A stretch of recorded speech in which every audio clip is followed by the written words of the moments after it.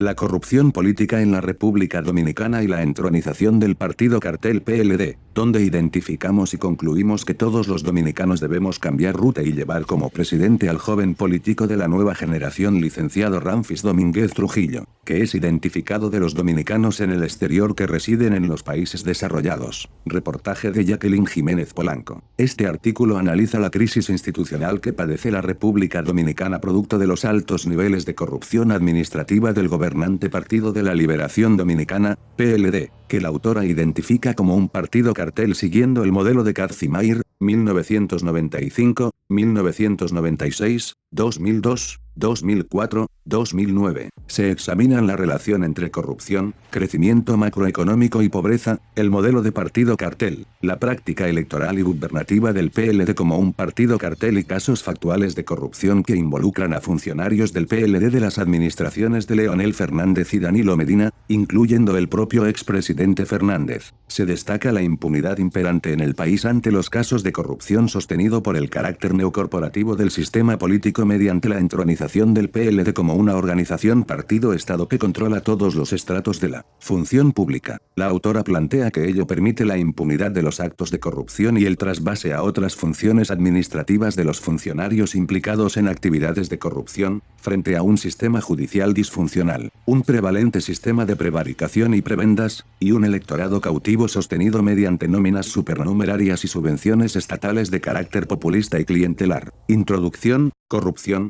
crecimiento macroeconómico y pobreza. En la actualidad, la República Dominicana padece una crisis institucional caracterizada por la existencia de altos niveles de corrupción en todos los estratos de la vida pública. No existe un recodo del engranaje político que no esté impregnado por el flagelo de la corrupción, y, precisamente, son los líderes del Partido de la Liberación Dominicana, PLD, autodefinido en su fundación por Juan Bosch en 1973 como un partido serio, uno los que entronizan las acciones más perversas de apoderamiento impune del erario público, de cara a una sociedad que observa con horror cómo la miseria se entronca en el pueblo mientras una minoría en el poder se enriquece impúdicamente generando millares de multimillonarios. En los índices de percepción de la corrupción que publica anualmente Transparencia Internacional, en el 2015 la República Dominicana recibió 33 puntos sobre 100 en transparencia y combate a la corrupción, quedando en la posición 103 de 168 países evaluados y entre los últimos 10 de los 34 países del continente. Los resultados de la encuesta Gallup de febrero de 2016 indican que un 80% de la población entiende que hay corrupción, de los cuales el 45.7% considera que hay más corrupción que antes y el 34.4% considera que la corrupción es igual que antes. Un 32% de los simpatizantes del oficialista PLD indican que hay más corrupción que antes y el 62.7% de los jóvenes considera que la corrupción aumenta con el paso del tiempo. Díaz, 2016. Mientras la corrupción crece, la situación socioeconómica del país se torna crítica, al rápido crecimiento macroeconómico se suman altos niveles de pobreza. La República Dominicana es un país con una economía en crecimiento que no logra disminuir los niveles de pobreza fruto de varios factores, la falta de creación de empleos, los bajos salarios, la concentración de la actividad productiva en la capital, el derroche público y el gasto corriente en base al populismo, el clientelismo y actos impunes de corrupción. Según informaciones del Banco Central, en el 2014 la tasa de crecimiento económico era de 5.4% frente al promedio regional latinoamericano de 2.7% y el PIB era de 7.5%, uno de los más altos de América Latina. Sin embargo, los datos de la CEPAL indican tasas de pobreza del 40.7% y de indigencia del 20.2%, superando el promedio latinoamericano del 28.1% de pobreza y el 11.7% de indigencia. El 26% de los jóvenes dominicanos ni estudian ni trabajan. Díaz, 2015. Los niveles salariales son extremadamente bajos. Casi 3/5 partes de los hogares dominicanos tienen ingresos mensuales inferiores a los RD 18,000, $391 americanos, mientras el costo de la canasta familiar se estima en RD 36, 697, $797 americanos, en la capital y RD 27,887, $606 americanos. En el resto del país, El 45% de los asalariados y el 85% de los pensionados perciben el salario mínimo de $5,117 pesos mensuales, $111 americanos. Las principales fuentes de inversión en el país son las finanzas, la minería, el turismo y las construcciones. Existe, sin embargo, una concentración de la actividad productiva en la capital, Santo Domingo, donde vive la tercera parte de la población, lo cual impide el desarrollo de las demás localidades del país. El crecimiento macroeconómico se sustenta en un desproporcionado endeudamiento estatal dirigido al derroche y al gasto corriente que consume el 85% de los empréstitos. La deuda actual es de unos 34.000 millones de dólares americanos, lo que implica que al momento de nacer cada dominicano debe $3 americanos.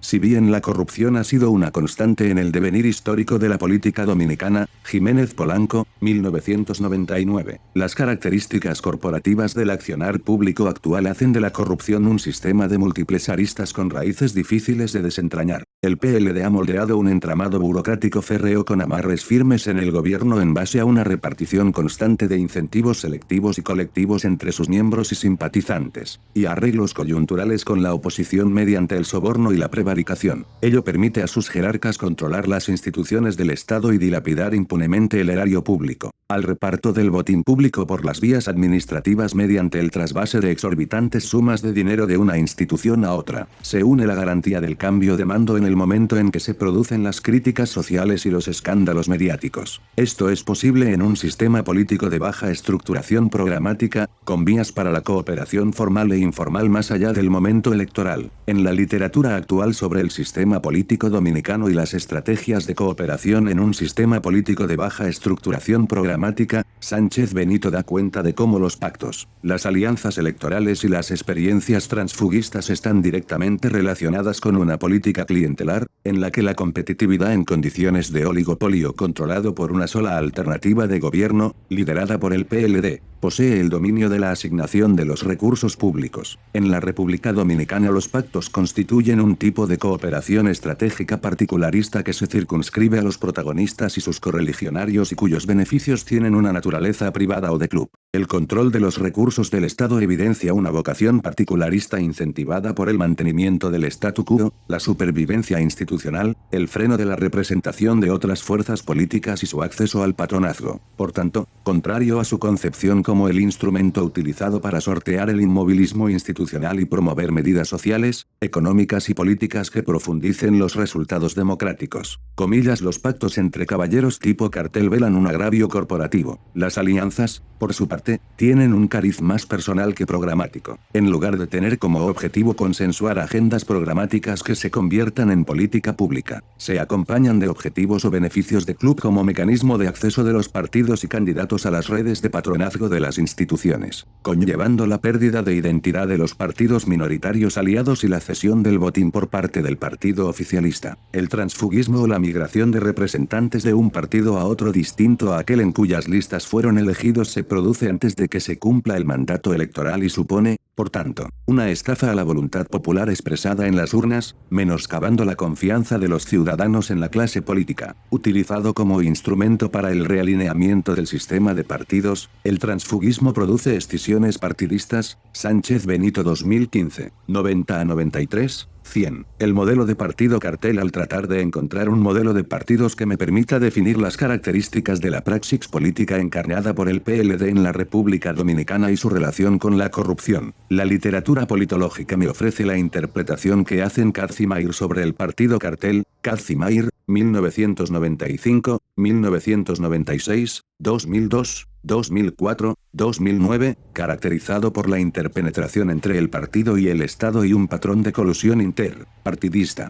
Se trata de un tipo de partidos característico de los países en los que abundan la ayuda estatal y el apoyo a los partidos, y en los que fenómenos como el clientelismo, lotización y control partidista son frecuentes. La tradición de cooperación interpartidista se combina con la amplia presencia de apoyo estatal a los partidos y una posición privilegiada de los partidos en lo referente a nombramientos o puestos clientelares. Con el advenimiento del partido cartel, los fines de la política se hacen más autorreferenciales que en el modelo de partido Catchall, Atrápalo Todo, Escoba, de Kirchheimer o el profesional electoral de Panebianco, Kirchheimer, 1996, Panebianco, 1990. La política deviene una profesión en sí misma, pero cualificada y en la que la limitada competición partidista se basa en la lucha por convencer al electorado de que el partido en cuestión es la opción que garantiza mejor una gestión más efectiva y eficiente. El modelo de partido cartel se caracteriza por la inclusión sociopolítica mediante el sufragio universal, una distribución de los recursos políticos relativamente difusa, la visión de la política como profesión como principal objetivo de la política, las habilidades de gestión y eficiencia como base de la competición partidista, un modelo de competición electoral contenido y manejado, el uso intensivo de capital en el trabajo de partido y de campaña, las subvenciones estatales como fuente principal de recursos, la estratarquía o autonomía mutua en las relaciones entre afiliados y la élite del partido, la falta de importancia de la militancia que desdibuja la distinción entre miembros y no miembros con énfasis en los miembros como individuos y no como grupo organizado y la valoración de la membresía por su contribución al mito legitimador, el acceso privilegiado del partido a los medios de comunicación regulados por el Estado, y en la posición del partido entre la sociedad civil y el Estado. El partido forma parte del Estado y el estilo de representación del partido es de agente del Estado. El modelo de partido cartel, propuesto por Kazimir por primera vez en Europa a principios de la década de los 90, encontró asidero en América Latina en dicha década y en el 2000 mediante el análisis de los procesos de consolidación democrática, Alcántara Sáez, 2004, Floriano Ribeiro, 2013, Rodríguez, 2010. Según plantea Alcántara Sáez, 2004. 28, a diferencia de lo que sucedía en América Latina durante la preponderancia de los modelos de partidos de cuadros, partidos de masa y partidos atrápalo todo en los que predominaba la idea de alternancia en el poder por la que unos partidos quedaban dentro y otros quedaban fuera, en el modelo de partido cartel, ninguno de los partidos que integran el cartel quedan fuera, lo que produce la sensación de que los gobernantes controlan a los gobernados y no al revés. Parafraseando a Mair, 1997, 115, Alcántara, 2004, 28, plantea que en los sistemas cartelizados la democracia se convierte en un medio para alcanzar la estabilidad social más que el cambio social. La democracia cesa de ser un proceso por el cual se imponen limitaciones o controles en el Estado por la sociedad civil y en su lugar llega a ser un servicio provisto por el Estado para la sociedad civil. En ese contexto, las elecciones son un ritual pacífico para renovar el liderazgo político en el que el Estado se preocupa de su provisión así como de la de los partidos intervinientes. Siguiendo el modelo de Kazimir, 2009, y de Detterbeck,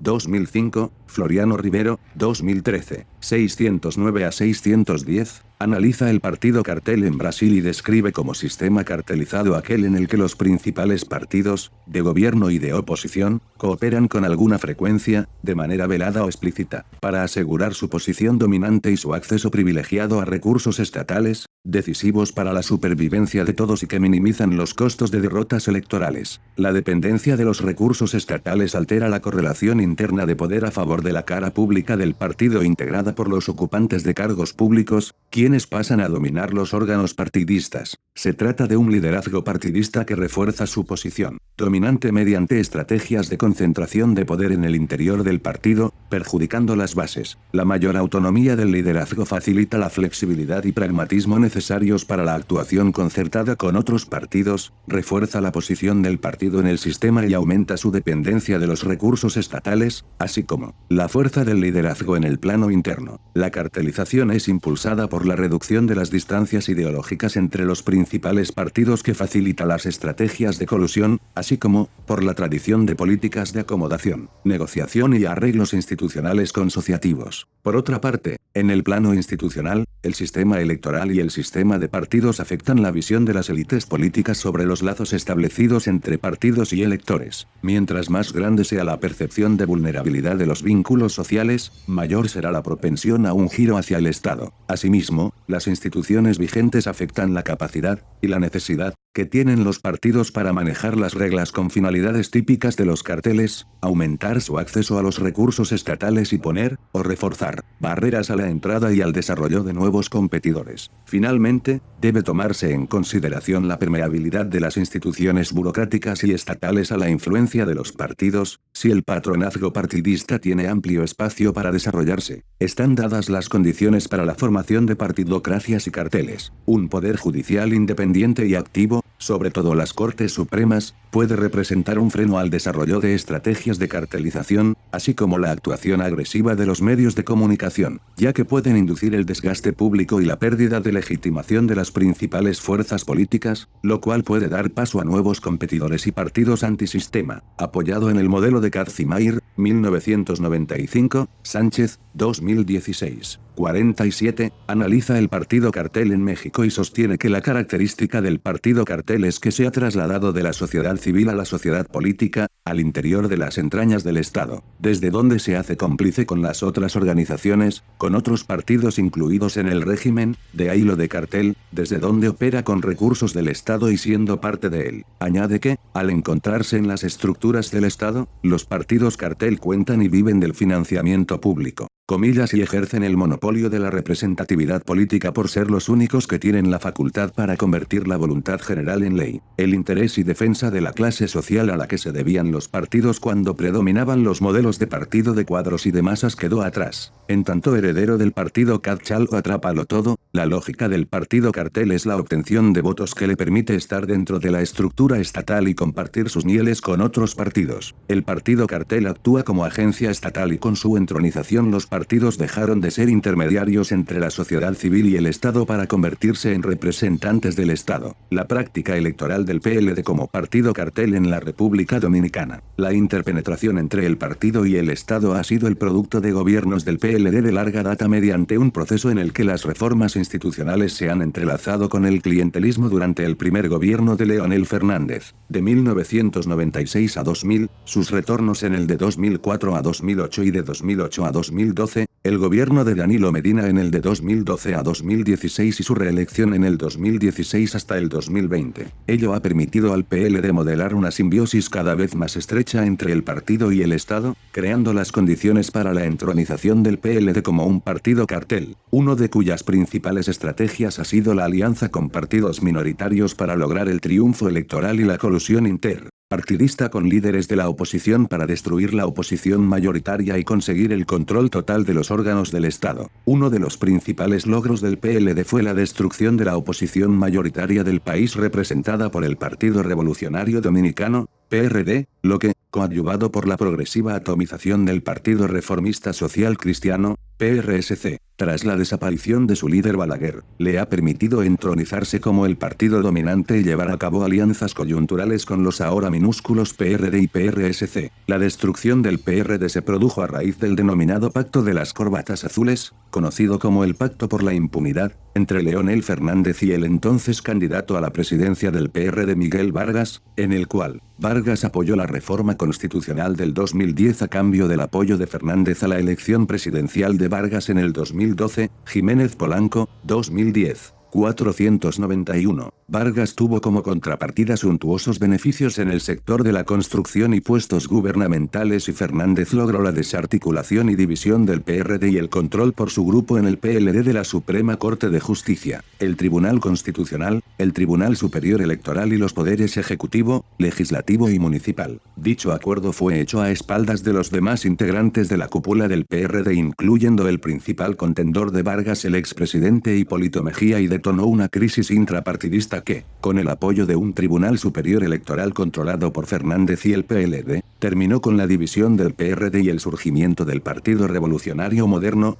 PRM, pasando el PRD a convertirse en un partido minoritario aliado al PLD una vez minimizado su poder tras la faccionalización. En el caso del Partido Reformista Social Cristiano, PRSC, la alianza entre Balaguer, PRSC, y Bosch, PLD, En 1996 permitió el ascenso al poder del candidato del PLD Leonel Fernández colocando al PRSC en condición de trampolín electoral a cambio de posiciones en el Estado. La insatisfacción de los reformistas con los PLDistas por lo que los primeros consideraron un intercambio desigual en la repartición de los puestos de gobierno y que llevó a Balaguer a llamar comesolos a los últimos. Determinó la ruptura de la alianza entre el PRSC y el PLD y la formación de la alianza rosada del PRSC con el PRD en las congresionales y municipales del 2006. Tras el fracaso electoral de la Alianza Rosada se produjo un progresivo proceso de minimización del PRSC que lo ha llevado a hacer acuerdos con el mejor postor, llámese PLD, PRD o PRM. A raíz de entonces, el PLD ha obtenido el triunfo electoral en las elecciones presidenciales dominicanas con más del 50% de los votos en la primera vuelta mediante un patrón de colusión interpartidista materializado a través de las alianzas con partidos minoritarios. Como se observa en la tabla 1, en las presidenciales del 2004 el PLD obtuvo el 49.02% de los votos y sus aliados le aportaron 8.9% para un total de 57.92%. En las presidenciales del 2008 el PLD obtuvo el 44.94% de los votos y las alianzas le aportaron 8.9% para un total de 53.84% de los votos. En las presidenciales del 2012 el PLD obtuvo el 37.52% de los votos y las alianzas le aportaron 13.77% de los votos para un total de 51.29%. Aquino, 2016. En las elecciones generales del 2016 el PLD obtuvo el 50.22% de los votos y las alianzas interpartidistas le proporcionaron 11.52% para un total de 61.74%. Una de las características del modelo de partido cartel es el blindaje electoral fraudulento. En todos los procesos electorales dominicanos han mediado la compra de votos y de cédulas de identidad y electoral, el control de los medios de comunicación por el partido gobernante, ineficacia en la administración de las elecciones por la Junta Central Electoral y una alta proporción de votantes cautivos que mantienen una relación económica directa y continua con el Estado a través de la nómina pública o de subvenciones y se ven compelidos o forzados a votar por los candidatos del partido oficial. El aumento de la nómina pública en el último decenio da muestra del exorbitante gasto del Estado en este sector, 11.9% en el de 2002 a 2006 y 46.7% en el de 2008 a 2015. Una muestra paradigmática del cuantioso gasto del Estado en el mantenimiento de una nómina pública supernumeraria y una alta tasa de subvenciones se observó en las elecciones del 2016, en las que 1,549.106 de los electores figuraban como empleados del Estado o receptores del programa de solidaridad,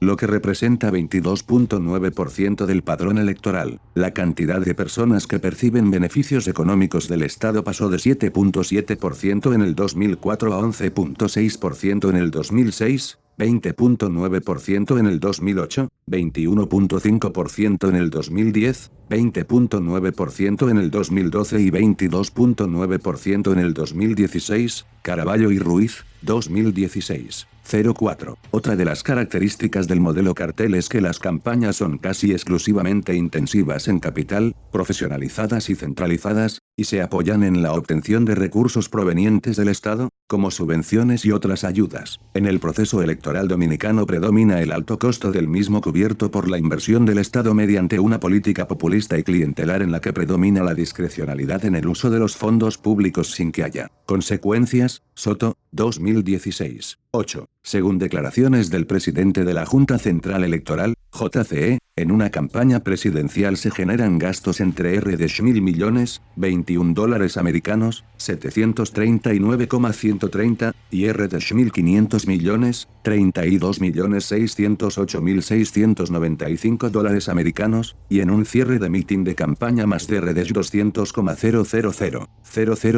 $4.347.826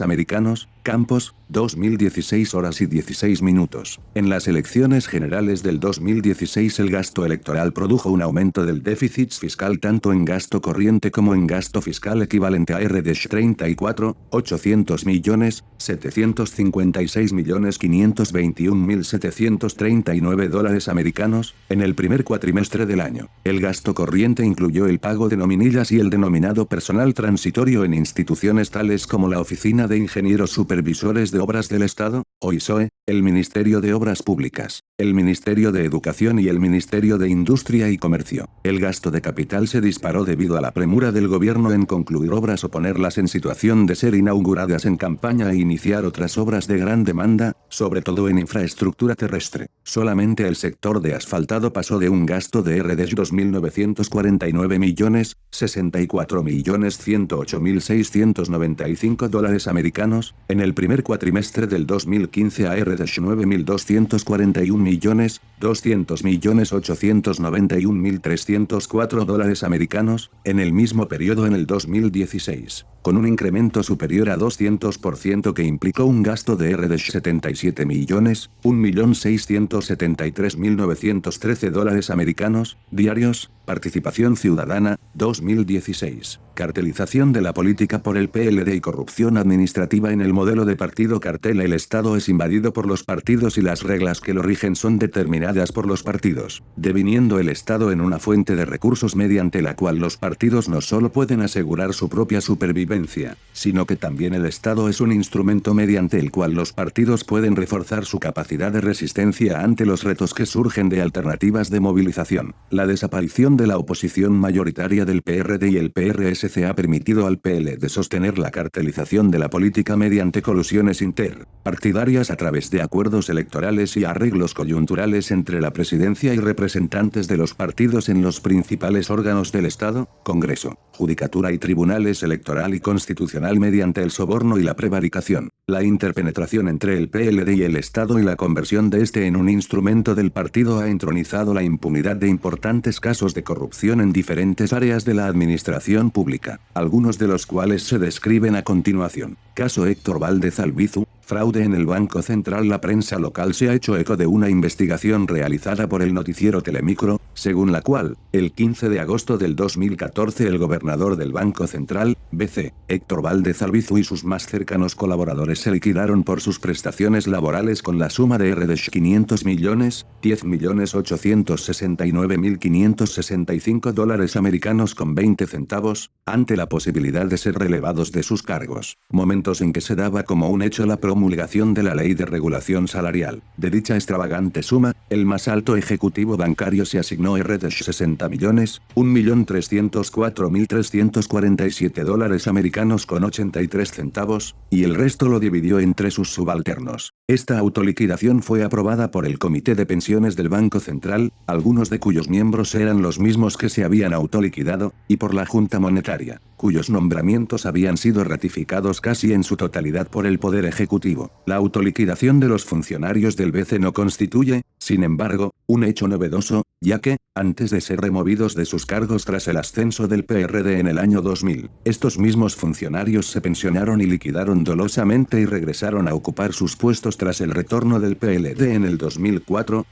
2015. No se ha producido persecución judicial alguna contra Valdez Albizu, caso Carlos Amarante Baret y José Aníbal Sanz Giminián, fraude en migración y educación. En un informe de auditoría financiera a la Dirección General de Migración durante el periodo del 1 de enero al 31 de diciembre del 2008, la Cámara de Cuentas, cuyos miembros son nombrados por el Senado controlado por el PLD, detectó irregularidades y dispendios de fondos durante las administraciones de los PLDistas Carlos Amarante Baret y el general José Aníbal Sanz Giminián. El informe revela que dichos funcionarios evadieron la entrega de $226.600.000, $4.913.043 americanos con 48 centavos, a la cuenta del Tesoro Nacional. En la investigación se detectó que en la gestión de Carlos Amarante Baret se expidieron cheques por $104 millones, $2.260.869 americanos con 57 centavos, por concepto de compras de materiales de construcción a nombre de personas que supuestamente recibieron esos insumos en calidad de donación, sin que las autoridades de migración pudieran presentar pruebas documentales de la entrega de dichos cheques. De igual forma, la Cámara de Cuentas informa del uso de RDS 188.100.000, $4.089.130 americanos con 43 centavos, en pago de nóminas duplicadas para beneficiar funcionarios de migración y de otras instituciones del Estado mediante la duplicidad de cargos y de trabajo pagado y no realizado, las llamadas botellas. Los recursos asignados por la Tesorería Nacional a la Dirección General de Migración no fueron asentados en los estados financieros del sistema de contabilidad de la entidad, sino en un informe interno de contabilidad paralela. Solamente en gastos de representación, estos funcionarios se adjudicaron la suma de RDS 1.400.000, $30.454 americanos con 78 centavos, que fueron utilizados en la compra de cosméticos y regalos. Olivo Peña, 2012. A pesar su dolosa actividad administrativa, estos funcionarios no fueron sometidos a acciones judiciales. De manera impune fueron relevados de sus cargos y nombrados en el manejo de otras entidades públicas a las que se fueron acompañados de sus más cercanos colaboradores. Sanz Giminián pasó a dirigir la Autoridad Metropolitana de Transporte, AMET, y Amarante Baret fue nombrado director del Instituto Dominicano de Telecomunicaciones, Indotel. Amarante Baret, quien es un integrante del comité político del PLD y persona de confianza del presidente Medina, ocupa en la actualidad la cartera del Ministerio de Educación, en donde se han suscitado denuncias por parte de la Asociación Dominicana de Profesores, ADP, que pidió su interpelación a la Cámara de Diputados por escándalos de corrupción relacionados con modificaciones del presupuesto sin cumplir con los procesos establecidos, actos de extorsión ocurridos en la Oficina de Ingenieros Supervisores de Obras del Estado, OISOE, con los fondos destinados a la construcción de edificaciones escolares, sobreevaluaciones y mala calidad de la construcción de las escuelas, irregularidades en la adquisición de textos escolares y en los fondos dedicados a publicidad, y manejo inadecuado del programa de alimentación escolar con casos de intoxicaciones recurrentes de alumnos y maestros. Moreno, 2015. Con mayoría absoluta en el Congreso y control del sistema judicial, el gobernante liderazgo del PLD maneja a su antojo el engranaje institucional quedando impunes rampantes escándalos de corrupción en los que están implicados sus funcionarios. Caso Félix Bautista, lavado de activos y enriquecimiento ilícito en OISOE. Otro de los casos más estridentes es el del senador Félix Bautista, secretario de organización del PLD y miembro de su comité político, quien fuera acusado de corrupción y lavado de activos, enriquecimiento ilícito y falsedad de escritura pública y privada en el manejo de RD 26.000 millones dólares, $565.217.391 americanos, en la Oficina de Ingenieros Supervisores de Obras del Estado, OISOE. Bajo su dirección, la acusación a Bautista fue hecha por el opositor PRD, organizaciones de la sociedad civil incluyendo el Colegio de Ingenieros Arquitectos y Agrimensores, CODIA, y algunos medios. Hay denuncias de que la OISOE funciona como una red de extorsión en la asignación y ubicación de obras, e integrantes de la sociedad civil han realizado sucesivos actos de protesta pidiendo su cierre. Cadena humana por el cierre de la OISOE. Participación ciudadana, 2016b. La OISOE es una entelequia institucional fundada por Balaguer en 1986 que opera como una duplicidad del Ministerio de Obras Públicas con recursos del presupuesto de la Presidencia con el fin de facilitar la repartición de obras públicas a aliados y allegados del presidente de turno, Álvarez Valdez, 2015. Luego de que el expediente contra el senador Félix Bautista fuera elaborado por la Procuraduría General de Persecución de la Corrupción Administrativa y sustentado por el Procurador General Francisco Domínguez Brito, el propio procurador,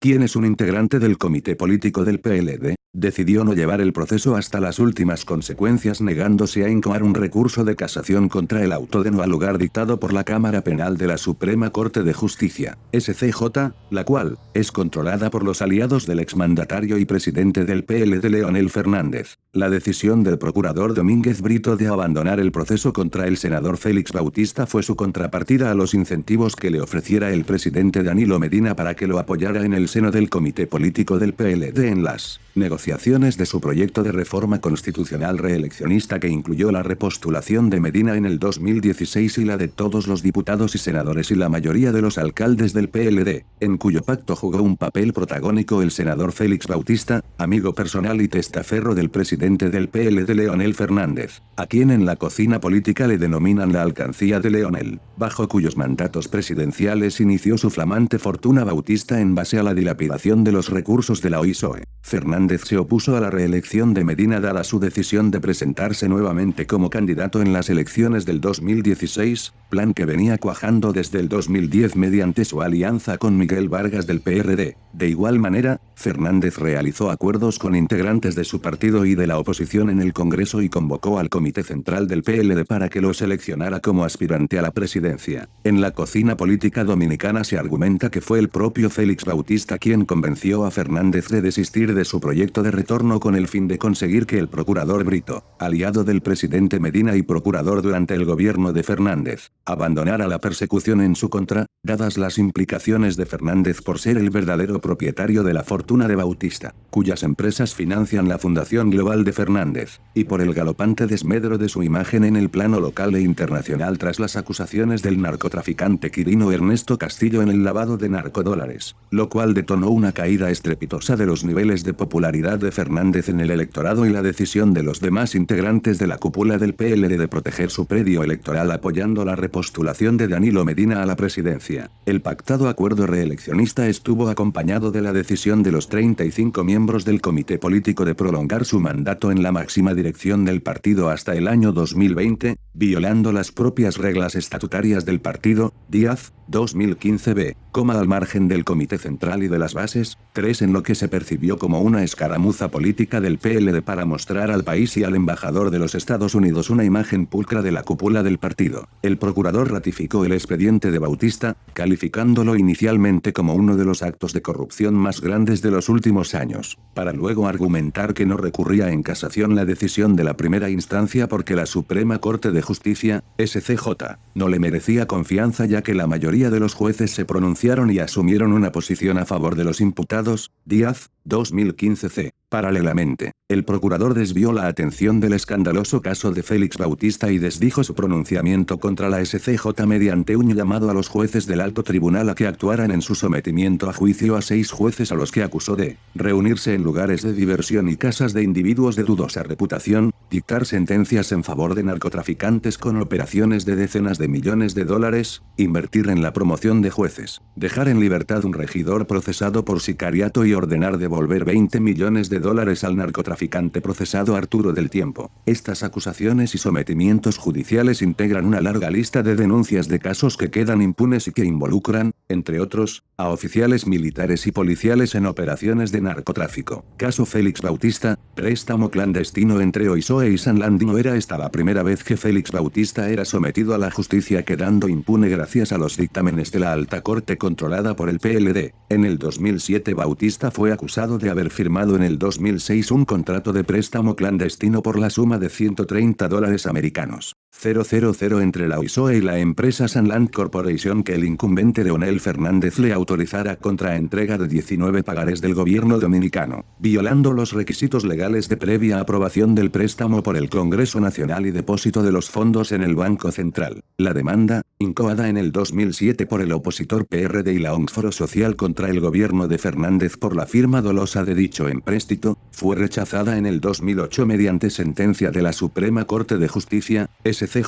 que declaró inadmisible el recurso de inconstitucionalidad contra el contrato de la Sanland sin conocer el fondo del asunto e indicando que, si bien el Poder Ejecutivo se equivocó al firmar el contrato de préstamo con la Sanland, solo los presidentes del Senado y de la Cámara de Diputados podrían interponer una demanda. Olivo Peña, 2011. Caso Víctor Rúa, Félix Bautista y Leonel Fernández. Prevaricación, estafa y lavado de activos. En octubre de 2013, Félix Bautista, el expresidente Leonel Fernández y el ex ministro de Obras Públicas Víctor Díaz Rúa fueron implicados en cargos de prevaricación, estafa, lavado de activos y abuso de confianza por querella formal del partido Alianza País, al País. Una serie de denuncias que se ventilaron en el 2012 vinculan a Díaz Rúa con supuestas irregularidades en la adjudicación de las obras del Corredor Duarte, la autovía del Coral, la carretera Bávaro-Utero Alto Miches, Sabana de la Mar y la terminal portuaria de Sabana de la Mar. 4 Víctor Díaz Rúa fue sometido a la acción judicial por actos de corrupción por la fiscal del Distrito Nacional Jenny Berenice Reynoso a raíz de que durante el gobierno de Leonel Fernández, de 2008 a 2012, la Cámara de Cuentas llevara a cabo una auditoría en el Ministerio de Obras Públicas bajo la gestión de Díaz Rúa, tesorero del PLD, junto a Félix Bautista, otro gran testaferro de Fernández. La auditoría detectó anomalías presupuestarias equivalentes a la suma de de 60.000 millones, 1.304.347.826 dólares americanos, en el 2011 y el 2012 en violación a la Ley Orgánica de Presupuesto y la Ley de Compra y Contrataciones del Estado. Se detectaron 31 anomalías financieras, entre las que figuran, la no supervisión del control presupuestario, manejo inadecuado de los recibos de ingresos, carencia de sistema de contabilidad integrado, manejo irregular de efectivos en cajas y bancos, cuentas bancarias no conciliadas, emisión de cheques sin fondos, e ingresos no depositados en la cuenta única del Tesoro. Asimismo, fueron detectados traslados de equipos sin la debida autorización, pagos a suplidores sin RNC, Registro Nacional del Contribuyente, ni Registro de Proveedores del Estado, documentaciones de desembolsos sin sellos de la institución, pagos de nóminas con recursos internos, duplicidad de desembolsos, contratos sin documentación legal y transacciones no registradas oportunamente. En adición, fue detectado un control ineficiente en el manejo del personal y los procedimientos de recursos humanos, así como transacciones inadecuadas y pagos de facturas que no correspondían al periodo indicado y que fueron clasificadas como gastos corrientes, Herrera, 2014. En lo relativo al pago irregular de nóminas, el mismo beneficiaba a unos de 412 miembros de las bases y simpatizantes del PLD que figuraban como empleados y cobraban sueldos regulares sin trabajar en los departamentos de seguridad y vigilancia, mayordomía y mantenimiento, recursos humanos, transportación y la Dirección General de Mantenimiento de Carreteras y Caminos Vecinales, entre otros. Herrera, 2014b, bajo la dirección de Díaz Rúa. El Ministerio de Obras Públicas operaba de manera dolosa 15 cuentas bancarias que se mantuvieron ocultas, infringiendo la Ley 567.05 de la Tesorería Nacional que establece la centralización y registro en la misma de los ingresos públicos recaudados tanto en el territorio nacional como en el exterior. Herrera,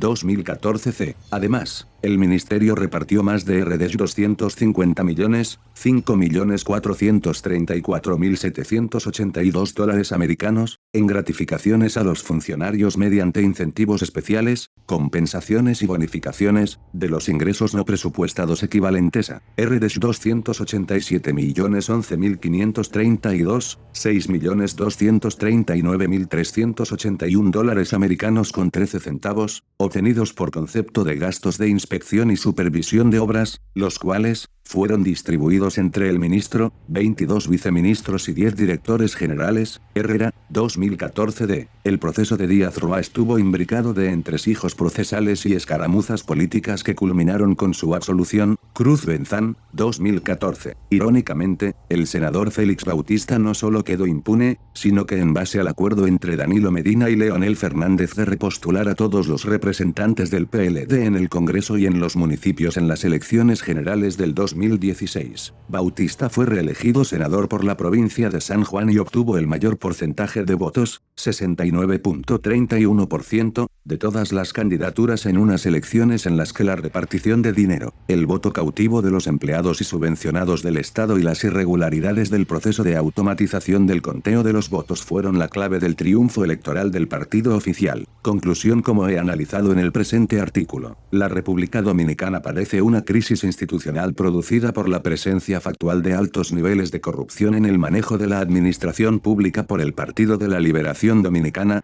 PLD. El PLD se ha entronizado en el poder en base a los elementos característicos del partido cartel: por un lado, la interpenetración entre el partido y el Estado mediante el control por el PLD del Congreso, los municipios, el Tribunal Electoral y el Poder Judicial incluyendo el Tribunal Constitucional y la Suprema Corte de Justicia; por otro lado, un patrón de colusión interpartidista sustentado por alianzas electorales entre el PLD y las organizaciones minoritarias y por pactos y acuerdos coyunturales individuales con líderes de los otrora partidos mayoritarios PRD, PRM y PRSC, lo cual ha fraccionado dichas organizaciones deviniendo en una oposición débil. Ello ha permitido la permanencia en el poder del PLD como una organización partido-estado de características neocorporativas que controla todos los estratos de la función pública, lo cual permite la impunidad de la corrupción administrativa, de lo cual dan cuenta los casos aquí analizados. De igual forma, el férreo aparato corporativo del partido oficial lleva a cabo el recambio irreverente de funcionarios corruptos frente a un aparato punitivo disfuncional, un sistema de prevaricación y prebendas, y un electorado cautivo mediante nóminas supernumerarias y subvenciones estatales de carácter populista y clientelar, el derroche público y el gasto corriente en base al populismo. El clientelismo y la corrupción mantienen a la mayoría de la población sumergida en la pobreza, generada además por la falta de empleos, los bajos salarios y la concentración de la actividad productiva en la capital en desmedro de las demás localidades del país. Aquí es que los dominicanos deben insistir sobre aquellos moradores del país que no entiende y continúan a dejarse engañar de este partido cartel mafioso PLD, con sus aliados. Entendemos que solo el licenciado Ramfis Domínguez Trujillo, apoyado por el gobierno de los Estados Unidos, puede demontar el abuso de poder y atraso que vive la República Dominicana en el ojo escondido de la sociedad masoquista.